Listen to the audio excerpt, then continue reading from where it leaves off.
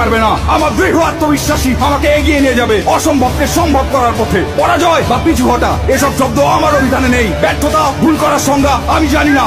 আমার হৃদয়ে দুর্বলতার কোনো স্থান নেই। আমি কে?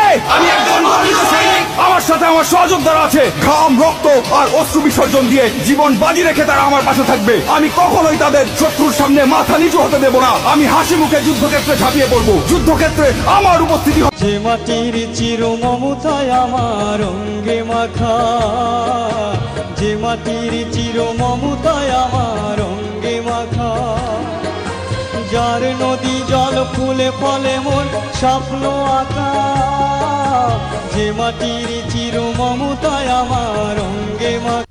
মানুষ চাই, সাহসী মানুষ চাই। এসো ভালোবাসি দেশকে, দেশের মানুষকে, যাদের দুঃখের শেষ নাই। এসো ভালোবাসি দেশকে, দেশের মানুষকে, যাদের দুঃখের শেষ নাই।